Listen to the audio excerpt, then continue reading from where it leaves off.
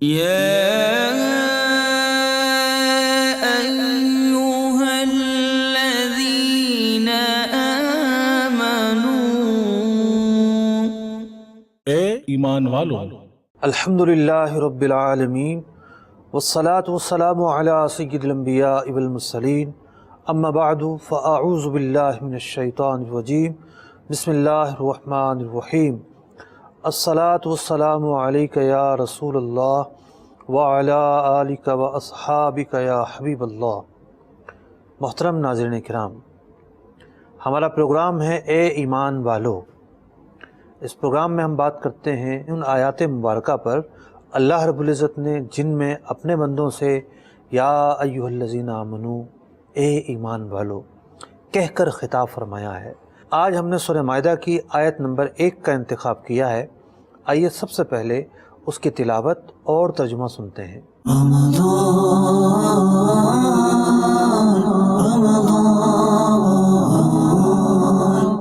يا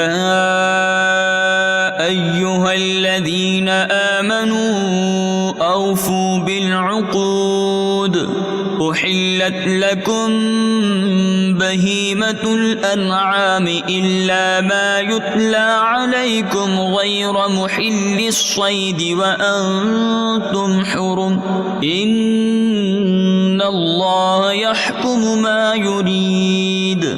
اے ایمان والو، اپنے قول پورے کرو۔ تمہارے لیے حلال ہوئے بے زبان مویشی مگر وہ جو آگے سنایا جائے گا تم کو، لیکن شکار حلال نہ سمجھو جب تم احرام میں ہو، بے شک اللہ حکم فرماتا ہے جو چاہے۔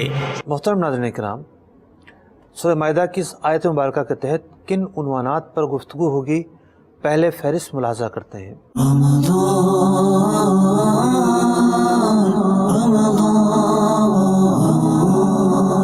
اگریمنٹ کی اسلام میں اہمیت کیا ہے؟ کون سے جانور حلال ہیں اور کون سے حرام؟ حالت احرام اور سرزمین مکہ میں شکار کا کیا حکم ہے؟ ناظرین محترم، آج جس آیت کا انتخاب کیا گیا ہے، اس آیت مبارکہ کے 3 حصے ہیں۔ پہلے حصے میں اللہ رب العزت نے اہل ایمان کو عہد کی پاسداری کا حکم دیا۔ فرمایا گیا یا ایھا الذین آمنوا اوفوا بالعقود، اے ایمان والو اپنے جو عہد ہیں، اپنے جو قول ہیں وہ پورے کرو۔ دوسرے حصے میں جو حلال جانور ہیں ان کا بیان ہے، اور تیسرے حصے میں شکار کے حوالے سے یہ گفتگو کی گئی ہے کہ جب حالت احرام ہو تو پھر کس قسم کا شکار منع ہوتا ہے۔ سب سے پہلے نقطے کی طرف چلتے ہیں۔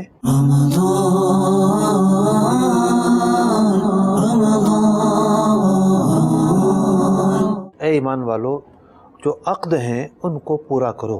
چونکہ یہ آیت مبارکہ پہلی آیت مبارکہ ہے سورہ مائدہ کی، تو اس سورہ مائدہ کے تعلق سے 2-4 باتیں عرض کرتا ہوں۔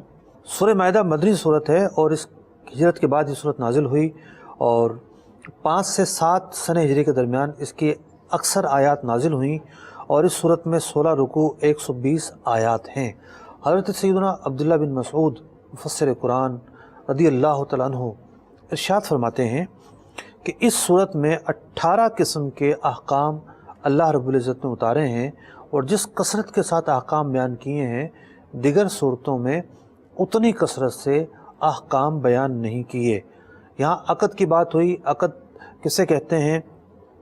عقد کے معنی ہوتا ہے گرہ لگانا یا بندش لگانا، کسی چیز کو جوڑنا، جوڑنے کو، گرہ لگانے کو عقد کہتے ہیں۔ اب یہاں پر کس قسم کے عقد پورا کرنے کا بیان ہوا ہے، یہاں مراد کیا ہے اللہ رب العزت کی؟ مفسرین نے اس کے تعلق سے یہ بیان کیا کہ یہاں پر 3 چیزیں مراد ہو سکتی ہیں۔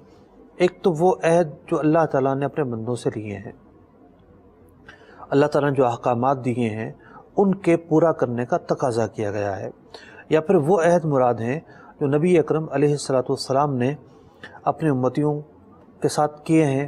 یعنی نبی اکرم علیہ السلام نے بہت ساری چیزوں سے ہمیں روکا ہے اور بہت سارے کام کرنے کا ہمیں حکم دیا ہے، تو اس آیت مبارکہ کے اس حصے میں ان عہد کے پورا کرنے کا تقاضا ہے، یہ بھی مراد ہو سکتا ہے۔ جو تیسری تفسیر بیان کی گئی وہ یہ بیان کی گئی کہ اس سے مراد 2 اشخاص کے درمیان ہونے والا معاہدہ ہے، کہ 2 افراد کسی بھی قسم کا جب جائز معاہدہ کرتے ہیں تو اللہ رب العزت نے یہاں پر معاشرت اور معاملات کو بیان فرماتے ہوئے اس معاہدے کو پورا کرنے کا حکم بیان کیا ہے۔ حضرت ابن عباس رضی اللہ تعالیٰ عنہ نے کہا کہ یہاں پر ان عقود سے مراد ایمان اور وہ عہد ہیں جو حلال و حرام کے تعلق سے قرآن پاک میں بیان کیے گئے، اور بعض مفسرین کا یہ کہنا ہے کہ جو مسلمانوں کے باہمی معاہدے ہوتے ہیں یا جو دو اشخاص کے باہمی معاہدے ہوتے ہیں وہ معاہدے یہاں پر مراد ہیں، جیسا کہ معاہدہ خرید و فروخت، معاہدہ نکاح، ملازمت کا ایگریمنٹ۔ تو دو افراد کے درمیان جس قسم کے بھی معاہدے ہوتے ہیں وہ سارے کے سارے معاہدے یہاں مراد ہو سکتے ہیں، اور نبی اکرم علیہ السلام نے ہمیں جو احکامات دیے ہیں وہ بھی یہاں مراد ہو سکتے ہیں۔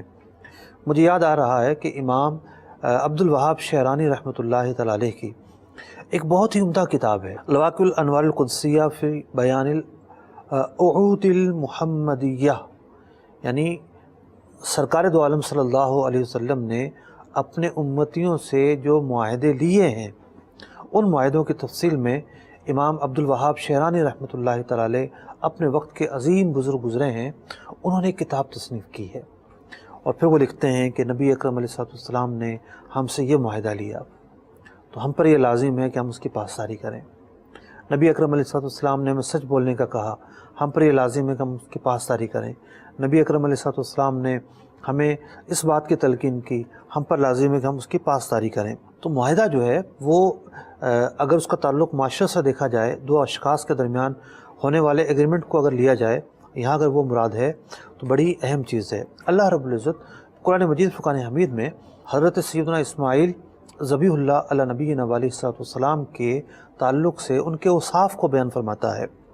فرمایا گیا وذکر فی الکتاب اسماعیل، یاد کیجئے حضرت اسماعیل علیہ السلام کو، انہ کان صادق الوعد، کہ حضرت اسماعیل علیہ السلام اپنے وعدے کے سچے ہیں، وکان رسولا نبیہ، اور اللہ تعالیٰ کے رسول و نبی ہیں۔ ان کا ایک وصف بطور خاص سے بیان کیا گیا کہ وہ وعدے کے سچے ہیں۔ جب دو افراد کا معاہدہ ہوتا ہے تو اس معاہدے کے تقاضے ہوتے ہیں۔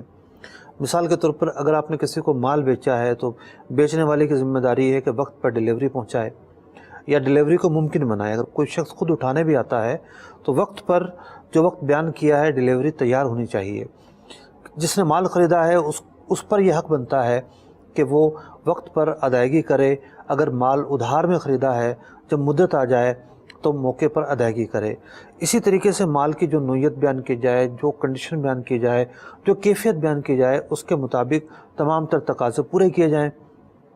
اگر کوئی ملازمت کا ایگریمنٹ ہوتا ہے تو ملازمت کے ایگریمنٹ کے اندر کس طرح کی سہولیات اسے ملیں گی، کتنی تنخواہ ملے گی، کس موقع پر تنخواہ ملے گی، ماہانہ بنیاد پہ ملے گی یا ہفتہ بنیاد پہ ملے گی یا یومیہ بنیاد پہ ملے گی، یہ تمام کی تمام چیزیں طے کی جائیں اور جو طے کی جائیں انہیں پورا کیا جائے۔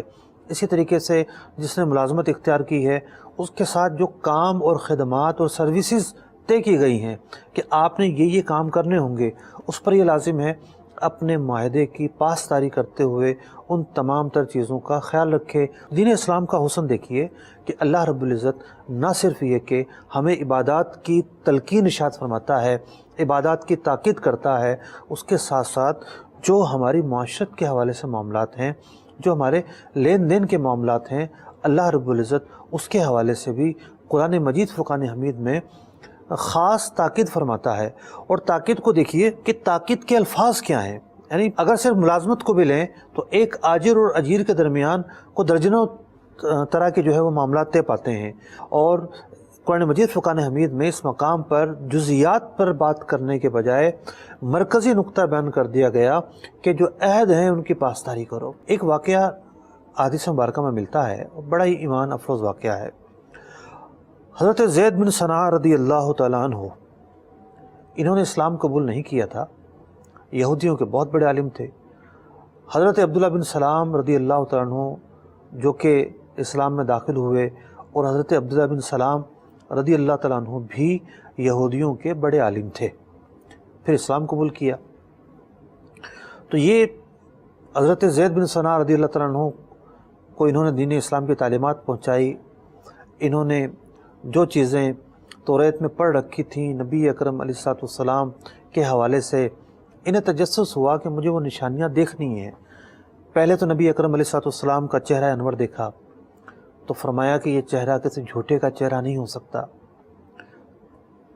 چہرے کو دیکھ کر اطمینان قلب میں پیدا ہو گیا، لیکن ابھی یہ دو اور نشانیاں دیکھنا چاہتے تھے۔ پہلی نشانی انہوں نے یہ پڑھ رکھی تھی کہ نبی اکرم علیہ الصلوۃ والسلام کا جو حلم ہے، جو آپ کا تحمل ہے اور بردباری ہے، وہ آپ کے غضب پر سبقت لے جاتا ہے۔ یعنی فطری اعتبار سے غصہ تو سب کو آتا ہے، لیکن غصے اور تحمل کا مقابلہ ہوتا ہے۔ پھر بندہ جو صبر کرتا ہے، تحمل کا مظاہرہ کرتا ہے، اس کا حلم سبقت لے جاتا ہے، اور جس شخص کا حلم جو ہے وہ کمزور ہو تو غصہ سبقت لے جاتا ہے۔ تو نبی اکرم علیہ الصلوۃ والسلام کی یہ صفت ہے کہ آپ کا حلم ہمیشہ سبقت لے کر جاتا ہے اور غصہ جو ہے وہ زیر ہو جاتا ہے، اور یہ نشانی یہ نبی اکرم علیہ الصلوۃ والسلام میں دیکھنا چاہتے تھے۔ دوسری نشانی یہ تھی کہ آپ کے ساتھ، نبی اکرم علیہ الصلوۃ والسلام کے ساتھ جتنا زیادہ جہالت کا مظاہرہ کیا جائے، پیارے آقا علیہ الصلوۃ والسلام کا حلم اتنا ہی زیادہ بڑھتا چلا جاتا ہے۔ اب یہ حضرت زید بن ثنا رضی اللہ تعالیٰ عنہ اس بات کی تلاش میں تھے کہ وہ ایسا موقع آئے کہ یہ ان دو نشانیوں کو دیکھ سکے۔ ایک مرتبہ حضرت علی المرتضیٰ کرم اللہ وجہہ الکریم کسی دیہاتی کو لے کر بارگاہ رسالت میں حاضر ہوئے۔ عرض کی، یا رسول اللہ صلی اللہ علیہ وسلم، فلاں گاؤں میں فلاں قبیلہ اس نے اسلام قبول کیا ہے اور اس طریقے سے اسے مال و اسباب کی سخت حاجت ہے، لیکن مال دینے کے لیے کچھ بھی موجود نہیں تھا۔ اب یہ حضرت زید بن ثنا رضی اللہ تعالیٰ عنہ، حضرت علی رضی اللہ تعالیٰ عنہ، نبی اکرم علیہ الصلوۃ والسلام کے درمیان ہونے والی باتیں سن رہے تھے۔ یہ آگے بڑھے، انہوں نے کہا کہ میرے ساتھ سودا کر لیں کھجوروں کا، یعنی ایڈوانس سودا کر لیں، فیوچر ٹریڈنگ کر لیں کہ میں پیسے دے دیتا ہوں، اور جب کھجوروں کا موسم آئے گا تو مجھے اس مدت پر کھجوریں دے دیجیے گا، لیکن دو شرائط کے ساتھ۔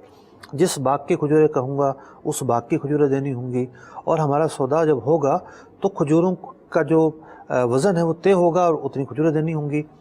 نبی اکرم علیہ الصلوۃ والسلام نے فرمایا، ہم باغ کی تخصیص نہیں کرتے، ہاں کھجوروں کی تخصیص کر لیتے ہیں کہ اس قسم کی اور اتنے وزن کی کھجوریں ہوں گی۔ خلاصہ گفتگو عرض کر رہا ہوں۔ تو یہ جو فیوچر ٹریڈنگ ہوتی ہے اس کو بے سلم کہتے ہیں۔ اس کی کچھ شرائط ہیں، یعنی عام طور پر یہ ہوتا ہے کہ جب کوئی سودا کیا جاتا ہے تو وہ سودا کرتے ہوئے مال لے لیا جاتا ہے اور پیسے ادھار ہوتے ہیں۔ بے سلم کے اندر یہ ہوتا ہے کہ پیسے دے دیے جاتے ہیں اور سودا بعد میں دیا جاتا ہے۔ فقہ حنفی کے مطابق کم از کم 1 مہینے کی ادھار ہونی چاہیے، 1 مہینے سے کم کی ادھار جائز نہیں ہوگی، اور پھر اس کی مختلف شرائط ہیں کہ وہ مال ایسا ہو کہ منڈی کے اندر وہ مال پایا جاتا ہو، دکانوں کے اندر وہ مال موجود ہو، یہ صورتحال نہ ہو کہ وہ مال نہ ہو۔ آپ نے دیکھا ہوگا کہ آم آج کل چل رہے ہیں، لیکن سردیاں آئیں گے تو آم پاکستان میں نہیں اویلیبل ہوتے۔ اب اس موسم کے اندر کوئی بے سلم نہیں کر سکتا۔ اس کی اور بھی شرائط ہیں۔ فتاوی رضویہ شریف میں امام اہل سنت امام احمد رضا خان علیہ رحمۃ الرحمن نے 13 کے قریب اس کی شرائط بیان کی ہیں کہ بے سلم جائز ہونے کے لیے کیا شرائط ہیں۔ تو بے سلم کے مطابق ان کا مطلب کہ یہ ایک پیشکش کرتے ہیں اور معاہدہ ہو جاتا ہے۔ مقررہ مدت طے کر لی گئی تھی کہ اس موقع پر کھجوریں دے دی جائیں گی، اور 80 مسکال سونا یہ حضور علیہ الصلوۃ والسلام کو دے دیتے ہیں۔ اس معاہدے کی بنا پر نبی اکرم علیہ الصلوۃ والسلام حضرت علی المرتضیٰ کرم اللہ وجہہ الکریم کو وہ سونا دے دیتے ہیں، اور وہ سونا ان غرباء اور فقراء میں تقسیم کر دیا جاتا ہے، اور ان کی خبر گیری کی جاتی ہے، ان کی فریاد رسی کی جاتی ہے، اور ان کی حاجتیں پوری کی جاتی ہیں۔ ابھی مقررہ مدت میں 2 سے 3 دن باقی تھے، یہ امتحان لینا چاہتے تھے، ابھی دائرہ اسلام میں داخل نہیں ہوئے تھے۔ یہ آ گئے اور نبی اکرم علیہ الصلوۃ والسلام سے مخاطب ہوئے کہ آپ نے مجھے کھجوریں دینے کا وعدہ کیا تھا، وہ وعدہ کہاں ہے؟ مجھے کھجوریں کب ملیں گی؟ آپ نے ابھی تک مجھے کھجوریں نہیں دی۔ کیا عبد المطلب کی اولاد کا یہی معمول ہے کہ وہ اس طریقے سے وعدہ کرنے کے بعد اسے پورا نہیں کرتے؟ حضرات صحابہ اکرام علیہم رضوان واقف تھے کہ ابھی جو معاہدے کی تاریخ ہے وہ آنی ہے، اس سے 2-3 دن پہلے ہی آ گئے اور تقاضا شروع کر دیا انہوں نے۔ حضرت عمر فاروق رضی اللہ تعالیٰ عنہ کو جلال آ جاتا ہے، کھڑے ہوتے ہیں، کہتے ہیں کہ بارگاہ رسالت کا ادب اگر ملحوظ نہ ہوتا تو میں تلوار سے تیرا سر جو ہے وہ الگ کر دیتا، لیکن بارگاہ رسالت میں ہم حاضر ہیں، میں اس کی جرات نہیں کر پاتا۔ نبی اکرم علیہ الصلوۃ والسلام حضرت عمر فاروق رضی اللہ تعالیٰ عنہ کو بٹھاتے ہیں اور فرماتے ہیں کہ عمر تمہیں یہ چاہیے تھا کہ مجھے ادائیگی کے حوالے سے تلقین کرتے اور اسے اچھے طریقے سے مطالبہ کرنے کا طریقہ بتاتے، اس کے بجائے تم نے ڈانٹا ہے یہ نہیں کرنا چاہیے تھا، ایسا کرو کہ اس کی جو کھجوریں بنتی ہیں وہ دے دو اور 20 سا کھجوریں مزید بھی اسے دے دو۔ حضرت عمر فاروق رضی اللہ تعالیٰ عنہ مال کی ڈیلیوری کرنے پہنچے اور جتنے کلو یا جتنے وزن میں مال طے ہوا تھا، جب اس سے زیادہ کھجوریں دی گئیں تو انہوں نے پوچھا کہ یہ زیادہ کھجوریں کیوں دی جا رہی ہیں؟ حضرت عمر فاروق رضی اللہ تعالیٰ عنہ نے ارشاد فرمایا کہ چونکہ میں نے تمہارے ساتھ غصے کا مظاہرہ کیا تھا اور تمہارے ساتھ طیش میں آ کر بات کی تھی، اس کی وجہ سے نبی اکرم علیہ السلام نے یہ تاکید کی ہے کہ میں تمہیں زیادہ کھجوریں دوں، تمہارے اوپر احسان کروں اور تمہارے ساتھ بھلائی سے پیش آؤں۔ یہ کہنے لگے کہ تم مجھے پہچانتے ہو میں کون ہوں؟ کہا نہیں۔ کہا کہ میں یہودیوں کا بہت بڑا عالم ہوں، زید بن ثنا میرا نام ہے اور میں خود صاحب حیثیت ہوں، مالدار ہوں اور مجھے یہ کھجوریں نہیں چاہیے۔ میں تو حضور علیہ السلام کا امتحان لینا چاہتا تھا۔ میں نے 2 علامتیں آپ علیہ السلام میں دیکھی تھیں۔ ایک علامت یہ کہ ہمیشہ آپ کا حلم آپ کے غصے پر حاوی ہوگا، اور دوسری بات یہ کہ جب بھی آپ کے ساتھ جہالت میں اضافہ کیا جائے گا، جہالت کا زیادہ مظاہرہ کیا جائے گا، آپ کا حلم اسی قدر زیادہ بڑھتا چلا جائے گا۔ میں یہ چیزیں دیکھنا چاہتا تھا اور میں یہ نشانیاں دیکھ چکا، اب میں اسلام لانا چاہتا ہوں، لہٰذا بارگاہ رسالت میں آ کر کلمہ پڑھ کر مسلمان ہو جاتے ہیں۔ آپ کو پتہ ہے کہ دین اسلام عرب سے نکل کر دیار غیر تک کیسے پھیلا؟ دین اسلام کہ جو پھیلاؤ کا سبب ہے، یعنی صحابہ کرام علیہم رضوان کے مزار آپ کو چائنا میں ملیں گے، صحابہ کرام علیہم رضوان کے مزارات آپ کو جارڈن میں بھی ملیں گے۔ صحابہ کرام علیہم رضوان جب پھیلے اور اس کے بعد تابعین پھیلے دنیا بھر میں اور اس کے بعد تبع تابعین پھیلے، تو مسلمان تاجروں کا ایک بہت بڑا حصہ ہے دین اسلام کے پھیلانے میں۔ لوگ اپنی آزاد تجارت کیا کرتے تھے، اپنے من اور مرضی سے تجارت کیا کرتے تھے، اپنے اپنے انداز سے تجارت کیا کرتے تھے، لیکن جب انہوں نے یہ دیکھا کہ مسلمان تاجر اصول پسندی کے ساتھ تجارت کرتے ہیں، مسلمان تاجر حقوق کی ادائیگی کے ساتھ تجارت کرتے ہیں، تو یہ بات ان کے لیے بڑی حیرت کا باعث بنی، اور ان کے اخلاق کو دیکھ کر، ان کے مزاج کو دیکھ کر، ان کے رویوں کو دیکھ کر لوگوں نے اسلام قبول کیا۔ آج ہم بحیثیت تاجر دیکھیں کہ ہم معاہدوں کے اعتبار سے، ایگریمنٹ کے اعتبار سے ہماری روش کیا ہے، ہمارا طریقہ کار کیا ہے۔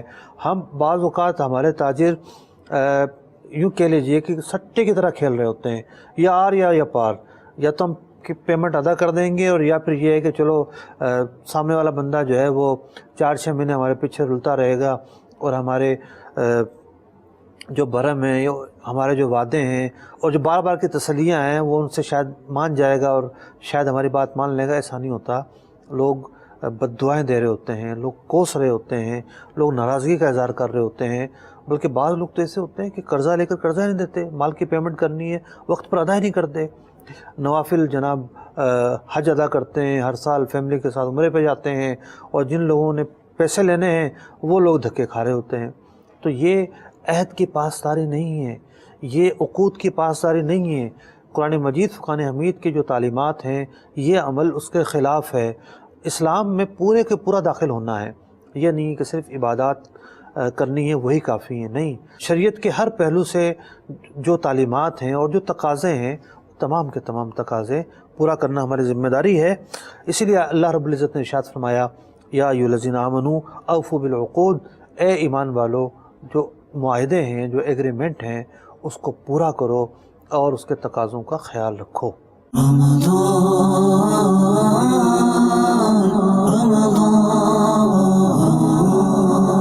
دوسرا نقطے کی طرف آتے ہیں۔ اس آیت مبارکہ کے اگلے حصے میں اللہ رب العزت نے ارشاد فرمایا، احلت لکم بہیمۃ الانعام، اور حلال کیے گئے ہیں تم پر چوپائے، الا ما یتلی علیکم، مگر کچھ چیزیں ایسی ہیں جو حلال نہیں کی گئیں۔ یہاں پر اللہ رب العزت نے جو حلال जानवर हैं उनके ताल्लुक़ से हुक्म बयान फरमाया कि तुम पर जो चौपाए हैं वो हलाल किए गए हैं, मगर कुछ जानवर ऐसे हैं जो तुम पर हलाल नहीं किए गए, और अल्लाह रब्बुल इज़्ज़त उनके बारे में दीगर आयात में तुम्हें उसकी ख़बर देगा या दीगर आयात में ख़बर दे चुका। चूँकि मदनी आयत है और जो जानवर हराम है उनके हवाले से जो मक्की ज़िंदगी है उसमें ही बता दिया गया था कि ये जानवर तुम्हारे ऊपर हराम है। अब यहाँ बात हो रही है हलाल और हराम की। दुनिया में 3 किस्म की चीज़ें हैं, एक मादनियात हैं, दूसरा नबातात हैं और तीसरा हैवानात हैं। यानी जिनके खाने पीने के ताल्लुक़ से 3 तरह की चीज़ें बनती हैं, मादनियात, नबातात यानी कि जड़ी बूटियाँ, घास फूस, सब्ज़ियाँ, फ्रूट, सब की सब नबातात में आ गई, और तीसरी हैवानात। आज मैं इन तीनों के हवाले से एक मुख्तसर ज़ाब्ता आपके सामने बयान कर देता हूँ। जो मादनियात हैं, शरीयत मुताहरा में किसी मादनियात के खाने को हराम करार नहीं दिया, सिवाय ये कि 2 शर्तों के साथ हलाल करार दिया है। एक ये कि किसी चीज़ के खाने से तिब्बी नुकसान ना होता हो, और दूसरा ये कि नशा ना आता हो। आप देखते हैं कि पान में चूना खाया जाता है। चूना क्या है? मादनियात में से है। बहुत सारे दवाइयों में चांदी डाली जाती है, मिठाइयों पर भी चांदी के वर्क होते हैं, बाज़ दवाइयों में सोने के भी कुछ जो है वो अज्जा डाले जाते हैं। तो जो मादनियात हैं, मादनियात का खाना उस वक्त हलाल होगा कि सेहत को नुकसान ना पहुंचाता हो और नशा ना लाता हो। ये 2 बुनियादी शर्तें हैं। अल्लाह रब्बुल इज़्ज़त ने खाने के हवाले से मादनियात में कोई भी चीज़ हराम नहीं फरमाई। अगली चीज़ है नबातात, जड़ी बूटियाँ, फल फ्रूट, सब्ज़ियाँ। बाद लोग मुख्तलिफ़ चीज़ों के बारे में सवाल करते हैं। अब जो पाकिस्तान में मुतारफ़ हैं सब्ज़ियाँ और फ्रूट तो हम देखते ही हैं, लेकिन दुनिया के बहुत सारे ममालिक में बहुत सारी अक़साम की सब्ज़ियाँ जुदागाना होती हैं, फ्रूट जुदागाना होते हैं। तो जब लोग अब्रॉड कंट्रीज़ में जाते हैं तो पूछते हैं जनाब ये एक अजीबोगरीब फल है, ये खा सकते कि नहीं खा सकते। याद रखिए कि फलों में, सब्ज़ियों में, जड़ी बूटियों में अल्लाह रब्बुल इज़्ज़त ने कोई भी चीज़ हराम करार नहीं दी है। अगर कोई चीज़ हराम करार पाएगी तो 2 असबाब से करार पाएगी, या तो उससे नशा आता हो, जैसा कि अफ़्यून है, अफ़्यून का इस्तेमाल नशे के लिए जायज़ नहीं है, या फिर ये कि वो चीज़ जहरीली हो, सेहत के लिए नुकसानदेह हो। बाज़ बूटियाँ ऐसी होती हैं कि उनसे जहर बनाए जाते हैं, उनमें जहर होता है और उसके खाने से आदमी मर जाता है। तो ऐसी जड़ी बूटियों को खाने की इजाज़त नहीं होगी। लेकिन फ़ी नफ्स ही अल्लाह और उसके रसूल ने किसी किस्म की जड़ी बूटी से इज्तनाब करने का हुक्म नहीं दिया, उसको हराम करार नहीं दिया। तीसरी चीज़ है हैवानात। अब हैवानात के अंदर सबसे पहले आते हैं सी फूड के अंदर। फ़िक़्ह हनफ़ी के मुताबिक सी फूड के अंदर सिर्फ़ और सिर्फ मछली हलाल है, और झींगा जो है ये मछली ही की किस्म से है, इसलिए झींगा भी हलाल है। लेकिन जो केकड़ा है या कोई और केकड़े के अलावा जितनी भी चीज़ें हैं जो समुद्र से निकाली जाती हैं, फ़िक़्ह हनफ़ी के रूह से वो हलाल नहीं है। सिर्फ़ और सिर्फ पानी की जो मखलूक है, जो आबी मखलूक है, उसमें मछली हलाल है। अब आ जाते हैं जो बर्री जानवर हैं उसके ऊपर। बड़ा ही मुख्तसर फार्मूला है कि बर्री जानवरों की 2 किस्में हैं, एक परिंदे हैं और एक दरिंदे हैं। तीसरी किस्म के वो हैं जो हशरातुल अर्ज़ हैं, ज़मीन पर रेंग कर चलते हैं। तमाम के तमाम हशरातुल अर्द का खाना हराम है, खा वो लाल बेग हैं, खा वो सांप हैं, खा वो बिच्छू हैं, जो भी हशरातुल अर्द हैं, कोई भी हशरातुल अर्द हलाल नहीं है, सारे के सारे हराम हैं। अब आ जाते हैं परिंदों पर और चौपायों पर। जो परिंदे और चौपाए हैं इसमें कुछ हलाल हैं और कुछ हराम हैं। इनकी पहचान का ज़ाब्ता ये है कि परिंदों के अंदर जो पंजों से शिकार करते हैं, जैसा कि गिद्ध हो गया, चील हो गई, कौवा हो गया, ये पंजों से शिकार करते हैं। तो पंजों से शिकार करने वाले जो परिंदे हैं वो हलाल नहीं हैं। कबूतर हो गया, मुर्गाबी हो गई, इसी तरीके से चिड़िया हो गई या चिड़ा हो गया, इसी तरीके से तोता भी है। लोगों में मशहूर है कि हलाल नहीं है, हालांकि हलाल है। तो ये अपनी चोंच से खाते हैं, ये पंजों का इस्तेमाल नहीं करते किसी चीज़ के शिकार करने में, और ये अपनी चोंच का इस्तेमाल करते हैं। तो جو چونچ کا استعمال کرتے ہیں وہ حلال ہیں، جو پنجوں کا استعمال کرتے ہیں وہ حلال نہیں ہیں۔ جانوروں میں آ جاتے ہیں، جانوروں کے حوالے سے یہ ضابطہ فقہاء نے بیان کیا کہ آپ نے دیکھا ہوگا کہ چیتا اور شیر جو ہے ان کے دو دانت یوں الگ سے نکلے ہوتے ہیں، بالکل الگ سے نکلے ہوتے ہیں، اور اس کو عربی میں کہتے ہیں ذی ناب۔ تو جو جن کے دانت یوں الگ سے بالکل نکلے ہوتے ہیں کیل نما، وہ جانور حلال نہیں ہوتے۔ کتا ہو گیا، اس میں چیتا ہو گیا، شیر ہو گیا، اس طرح کے جتنے بھی جانور ہیں یہ حلال نہیں ہیں۔ لیکن دوسری طرف جو ہے بکری ہے، خرگوش ہے، دمبا ہے، گائیں ہیں، بھینس ہے، ان جانوروں کے اندر وہ دانت نہیں ہوتے۔ اونٹ کے ہوتے ہیں، اونٹ کو مستثنیٰ قرار دیا گیا ہے، اونٹ حلال ہے۔ پھر ایک اور چیز آ جاتی ہے جانوروں کے تعلق سے کہ جانور تو حلال ہے، لیکن جو حلال کرنے کا طریقہ ہے اس پر عمل نہیں کیا گیا۔ تو حلال ہونے کے لیے ضروری ہے کہ اسے شرعی طریقے سے حلال کیا گیا ہو، اور اس کی دو شرائط ہیں۔ ایک تو یہ کہ جو ذبح کرنے والا ہے وہ تقاضوں پر پورا اترتا ہو۔ ذبح کرنے کے تعلق سے یا تو یہ کہ مسلمان ہو، یا پھر یہ کہ وہ کتابی ہو، اور فی زمانہ اگر نصارہ دہریے ہو چکے ہیں تو وہ اس میں شامل نہیں ہوں گے، لیکن یہودیوں کے متعلق یہ کہا جاتا ہے کہ وہ دہریے نہیں ہوئے ہیں، وہ اپنے مذہب کو فالو کرتے ہیں۔ تو جو کتابی ہے، اہل کتاب سے جو ہے اس کا ذبیحہ حلال ہے، اور مسلمان کا ذبیحہ حلال ہے۔ دوسری شرط یہ ہے کہ وہ تکبیر پڑھتا ہو، تکبیر پڑھے گا، بسم اللہ اللہ اکبر پڑھے گا، اور جانور کو مخصوص حصے پر ذبح کرے گا۔ یہ نہیں کہ جناب اس کی ٹانگ کاٹ دی اور خون بہتا رہا اور خون بہہ کر وہ جانور مر گیا، نہیں۔ جو رگیں ہیں، مخصوص رگیں، ان رگوں کے کاٹنے پر ہی جانور حلال ہوگا۔ اللہ رب العزت قرآن مجید فرقان حمید میں ارشاد فرماتا ہے انما حرم علیکم المیتہ، جو مردار جانور ہے وہ حرام کیا گیا ہے، والدم، اور جو جانور کاٹتے وقت خون کے پھوارے نکلتے ہیں اسے دم مسفوح کہتے ہیں، وہ حرام ہے، ناپاک بھی ہے۔ ولحم الخنزیر، اور جو خنزیر ہے وہ حرام قرار دیا گیا ہے، اور وہ جانور جس کے ذبح کے وقت اللہ کا نام نہ لیا گیا ہو۔ ایک ہوتا ہے ذبح کے وقت اللہ کا نام نہ لینا، کسی اور کا نام لینا، اور ایک ہوتا ہے جانور کو ویسے ہی منسوب کرنا۔ آپ قربانی کے موسم میں دیکھتے ہیں کہ جی یہ جانور کس کا ہے، جی یہ ہمارے والد صاحب کا ہے، یہ جانور ہماری والدہ کا ہے، یہ جانور بچوں کی طرف سے ہو رہا ہے، یہ جناب کس کا عقیقہ ہے، یہ فلاں کا عقیقہ ہے۔ تو منسوب جو جانور ہوتے ہیں، منسوب ہونے سے حرمت نہیں آتی۔ ہمارے ہاں اصالِ ثواب کے طور پر جانور ذبح کیے جاتے ہیں، بزرگان دین کی خدمت میں اصالِ ثواب کر دیا جاتا ہے۔ ہمارے والدین میں سے کسی کی برسی آتی ہے، ہم کھانے کا اہتمام کرتے ہیں، غربا فقراء کو کھلاتے ہیں۔ اس عمل پر جو ثواب ہمیں حاصل ہوتا ہے اس کا ثواب ہم اپنے والدین کی ارواح کو بخش دیتے ہیں، یہ اصالِ ثواب کہلاتا ہے۔ تو ایسا کہیں بھی نہیں ہوتا کہ مسلمان کو جانور لے اور ذبح کے وقت اللہ کے نام کے بجائے کسی بزرگ کا نام بولے، ایسا کوئی بھی مسلمان نہیں کرتا۔ اگر کوئی ایسا کرے گا تو اس آیت میں داخل ہو جائے گا، وہ جانور حرام ہو جائے گا۔ تو جانوروں کے حوالے سے حلال و حرام کی تفصیل موجود ہے، تو مختصراً میں نے آپ کے سامنے بیان کی۔ تیسرے نقطے کی طرف چلتے ہیں۔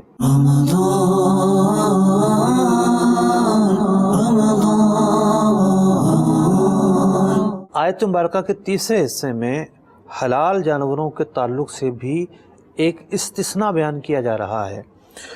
فرمایا گیا کہ اللہ رب العزت ارشاد فرماتا ہے احلت لکم بہیمۃ الانعام، جو جانور ہیں چھپائے تم پر حلال کیے گئے، الا ما یتلی علیکم، لیکن کچھ وہ ہیں جو تمہیں بتا دیا جائے گا وہ تمہارے اوپر حلال نہیں ہوں گے۔ فرمایا گیا غیر محل الصید وانتم حرم، جب تم حالت احرام میں ہو تو پھر شکار کرنا حلال نہیں ہے۔ احرام کی حالت میں جو محرم ہے اس پر یہ لازم ہے کہ وہ خشکی کا شکار نہیں کر سکتا۔ ہاں وہ سمندری راستے سے آ رہا ہے اور اس نے بحری شکار کر لیا، مچھلیاں پکڑ لی، وہ اس کے لیے حلال ہے۔ دوسرا حکم اس کے لیے یہ ہے، احرام والے کے لیے بھی اور ہر شخص کے لیے بھی، کہ جو مکہ مکرمہ میں حرم کی حدود ہیں، اور عام میں مسجد الحرام کو بھی حرم کہتے ہیں، یہاں اس کی بات نہیں ہو رہی، اس سے علاوہ جو پورا حرم کا خطہ ہے وہاں پر شکار نہیں کیا جا سکتا، یعنی حرم کو ایک خاص عزت، خاص تکریم دی گئی ہے، وہاں پر شکار کرنا حلال نہیں ہے۔ اللہ رب العزت نے آیت کے اگلے حصے میں احرام کے تعلق سے کہ حالت احرام میں جو شخص ہے اس کا شکار کرنا جائز نہیں ہے، اس بات کو بیان کیا، اور ایک بات میں نے الگ سے بیان کی کہ جو حرم مکہ ہے اس میں بھی شکار کرنا حلال نہیں ہے، اور بھی حرم مکہ کے تعلق سے بہت سارے خصوصی احکام ہیں جو حج کی کتابوں میں لکھے ہوئے ہیں۔ بہار شریعت صدر الشریعہ بدر الطریقہ مفتی امجد علی اعظمی علیہ رحمہ کی کتاب ہے، اس کتاب کے چھٹے حصے کے اندر حج کے مسائل اور حرم کے مسائل تفصیل سے بیان ہوئے ہیں۔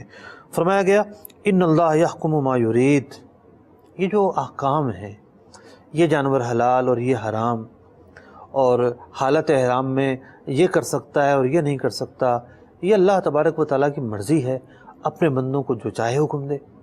یعنی اس بات کی تلقین کی گئی ہے کہ اب نقطے نہ اٹھائے جائیں کہ کیوں حلال کیا گیا اور کیوں حرام کیا گیا، اللہ تبارک و تعالیٰ کے جو احکامات ہیں ان کو فالو کیا جائے۔ تو محترم ناظرین کرام، ہم نے سورہ مائدہ کی پہلی آیت کا آج انتخاب کیا، اور اس ایک آیت مبارکہ میں 3 مختلف عنوانات تھے، اور ان 3 مختلف عنوانات پر بات کرنے کی کوشش کی۔ اللہ نے چاہا تو کل ایک نئے موضوع کے ساتھ آپ کے ساتھ دوبارہ ملاقات ہوگی انشاءاللہ عز و جل۔